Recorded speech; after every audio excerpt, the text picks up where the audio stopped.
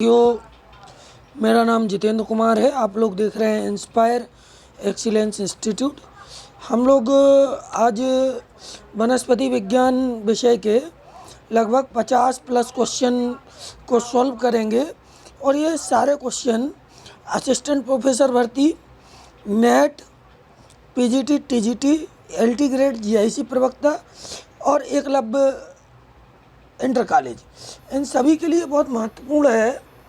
तो मैं शुरू करूं आप लोगों से, उसके पहले निवेदन है कि आप हमारे channel inspire excellence institute, inspire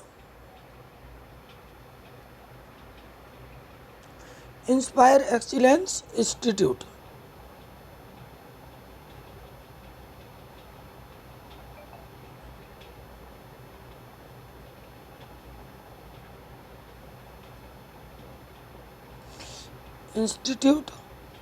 इसको ज़्यादा से ज़्यादा संख्या में सब्सक्राइब कर लीजिए और वीडियो अगर अच्छा लगे तो शेयर कर दीजिएगा, लाइक कर दीजिएगा।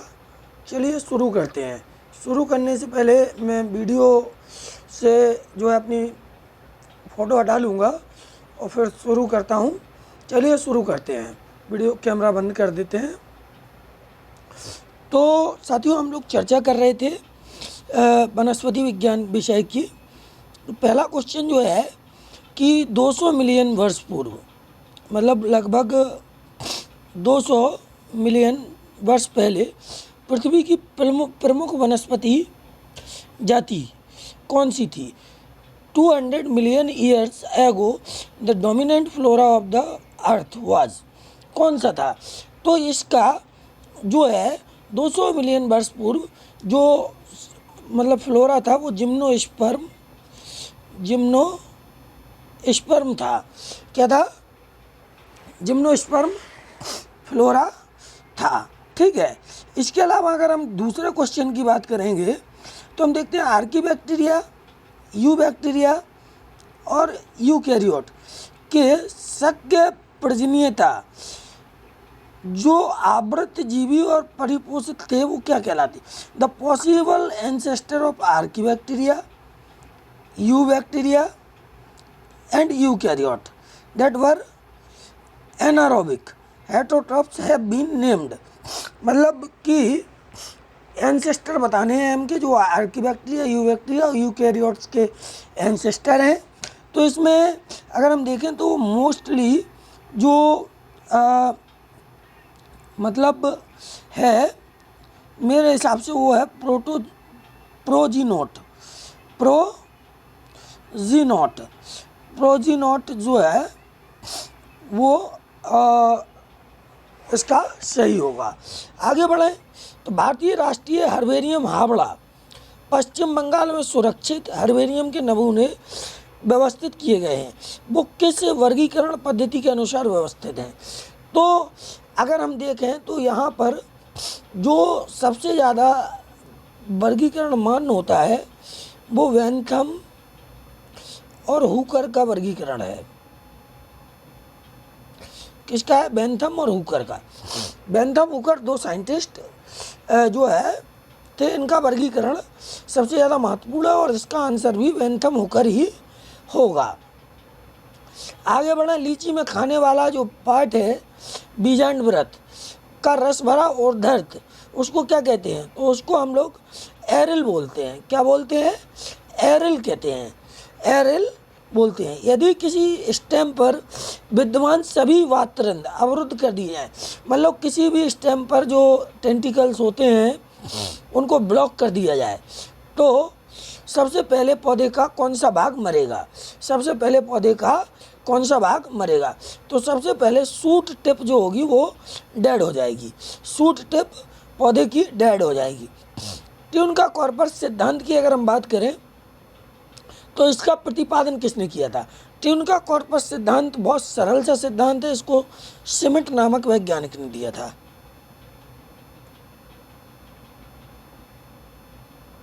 श्मिट ने दिया था। इसको अगर हम हिंदी में लिखें तो ऐसे लिखते हैं, श्मिट, इसने दिया था। ठीक है, आगे बढ़ें तो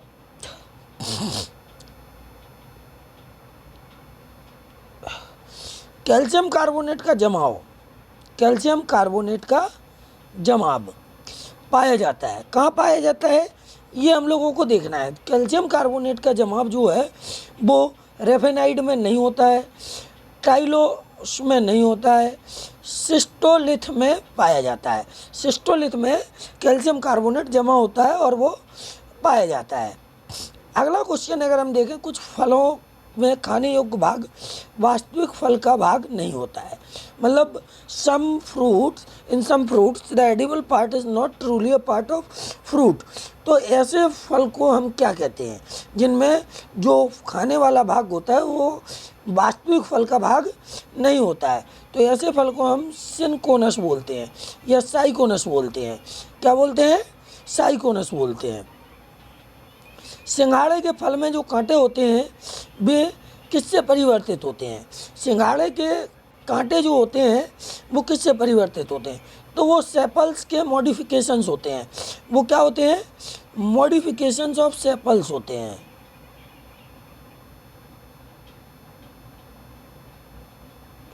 मॉडिफिकेशंस ऑफ सेपल्स होते हैं। तो इसका मतलब ये हुआ कि इसका पहला सही है, परिवर्तित होते हैं सेपल से। अगला क्वेश्चन है लास्ट, अरंड के बीज के जिस भाग से तेल निकलता है वह है the part of castor seed that yield oil. जहाँ से मतलब वो तेल निकलता है अंडी के बीज से, वो कौन सा पार्ट है? तो उसको एंडोस्पर्म कहते हैं, भ्रूणपोष कहते हैं, भ्रूणपोष एंडोस्पर्म। आगे बढ़ते हैं नेक्स्ट क्वेश्चन के लिए। लगभग 50 क्वेश्चन होंगे, रोज़ एक ऐसा वीडियो देंगे 50-60 क्वेश्चन का, बहुत महत्वपूर्ण होगा। ये क्वेश्चन अगर आप लोग हल कर लेते हैं तो बहुत फ़ायदा मिलेगा बहुत सारे एग्जाम में। अगला क्वेश्चन है the character found only in halophyte. मतलब हेलोफाइट्स के अंदर केवल ये करेक्टर पाया जाता है। लवण मृदोद्भिद पौधों में पाए जाने वाला जो लक्षण है वो कौन सा होता है? तो उसमें जो सनकन स्टोमेटा ये जीरोफिटिक प्लांट्स में पाए जाते हैं, और बीबीपेरी जो है हेलोफिटिक प्लांट में पाई जाती है। जो दलदलीय पौधे होते हैं उनमें बीबीपेरी का गुण होता है, मतलब कि उनमें जो फ्रूट बनते हैं वो दूसरे तरीके से बनते हैं अन्य पौधों की अपेक्षा। उनमें वो जो होता है वो बीबीपेरस लक्षण पाया जाता है। ठीक है, नेक्स्ट, जब मूल टाइप उपलब्ध नहीं होता तो पौधे को टाइप के स्थान से संग्रह करके टाइप की तरह प्रयोग किया जाता है, तब वह कहलाता है। When the original type material is not available, specimen collected from type locality is chosen to serve as type it is called. तब उसको क्या कहते हैं हम लोग? तब उसको हम लोग कहते हैं जो है क्या कहते हैं? तब हम उसको कहते हैं सिन टाइप। क्या कहते हैं? सिन टाइप। आगे बढ़े, सिन टाइप कहते हैं। ठीक है, नेक्स्ट क्वेश्चन, एक रंगहीन द्विलिंगी स्वनिषेचित पुष्प जो कभी भी खुलता नहीं है, मतलब hyaline bisexual self fertilised flower that does not open at all as, वो कभी नहीं खुलता है, तो उसको हम क्या कहेंगे? उसको हम कहते हैं क्लिस्टोगेमस फ्लावर। क्या बोलते हैं? Cleistogamous flower. क्या बोलते हैं? Cleistogamous flower. साथियों, मैं फिर कह रहा हूँ आप लोगों से कि वीडियो बहुत महत्वपूर्ण है। अगर हम लोग थोड़ा भी इसको देख लेते हैं, अच्छे से कर लेते हैं, तो हम लोगों को बहुत सारा लाभ मिलेगा। मतलब ऐसा नहीं है, फ़ायदा मिलेगा। क्लिस्टोगेमस फ्लावर बोलते हैं उसको। क्या बोलते हैं? Cleistogamous flower. अब बाइकोलेटरल वेस्कुलर बंडल पाए जाते हैं। देखो, मैं आप लोगों को बता चुका हूँ, मैंने आप लोगों से एक बार डिस्कस किया था वेस्कुलर बंडल्स के बारे में, और एक बड़ा टॉपिक इस पर मैं वीडियो पूरा दूंगा वेस्कुलर बंडल का बना के आपको एक दिन। लेकिन अभी मैं चाहता हूँ कि मैं जो कुछ आप लोगों को बहुत अच्छे से बता रहा हूँ उसको आप लोग पढ़ने की कोशिश कीजिए। तो बाई कोलेटरल जो वैस्कुलर बंडल है वो किस फैमिली में पाए जाते हैं, ये क्वेश्चन है। तो बाई कोलेटरल वैस्कुलर बंडल आपका रेननकुलेसी में नहीं होता है, लिलिएसी में नहीं होता है, साइपरेसी में नहीं होता है, सोलेनेसी कुल में बाई कोलेटरल वैस्कुलर बंडल पाए जाते हैं।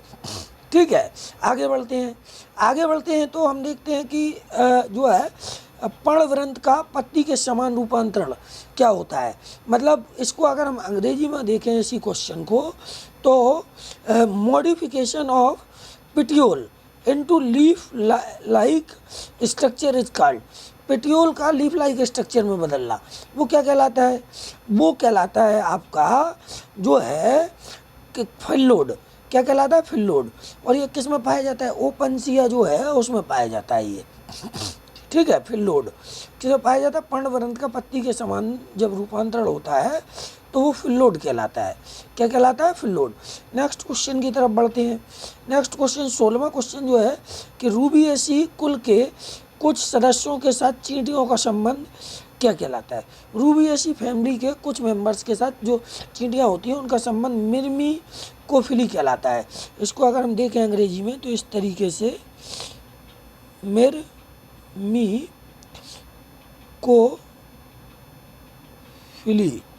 कहलाता है। निम्न में से कौन एक कूट फल है, कौन एक सीडो फ्रूट है। निम्न में से कौन एक कूट फल है, तो सेब जो है वो कूट फल है। ठीक है, सीडो फ्रूट है सेब। ठीक, आगे बढ़ते हैं। अब हम चूँकि आप लोगों को फिर कह रहे हैं कि वीडियो रोज़ अच्छे देंगे, तो क्रोकस के पुष्प का भाग जिससे केसर बनता है वह क्या कहलाता है। क्रोकस के पुष्प का भाग जिससे केसर बनता है तो वो जो है आपका स्टाइलोस्टिग्मा होता है, डी है इसका, 18वें का डी। ठीक है, अब नेक्स्ट आगे बढ़े। स्टाइलोस्टिग्मा रिटार्ड सेल किस में पाई जाती हैं। रिटार्ड सेल की अगर हम बात करें तो 19वां क्वेश्चन मतलब कहता है कि रिटार्ड सेल्स पाई जाती हैं। तो ये किस में पाई जाती हैं, रिटार्ड सेल जो है वो स्फेग्नम के अंदर पाई जाती हैं, याद रखना। बहुत महत्वपूर्ण क्वेश्चंस हैं, इनको आप रट लीजिए। स्यूडोएलेटर्स के साथ बेलनाकार कैप्सूल उपस्थित होता है। स्यूडोएलेटर्स के साथ बेलनाकार कैप्सूल उपस्थित होता है तो किस में उपस्थित होता है। 20वां क्वेश्चन है ये एंथोसिरोस में पाया जाता है। एंथोसिरोस जो है हम देखते हैं तो चूँकि हम लोग थोड़ा सा देखेंगे तो ब्रायोफाइट के बारे में हम आपको बताते हैं कि ब्रायोफाइट को अपन 3 क्लासों में बांटते हैं। एक तो हेपेटिकोप्सिडा,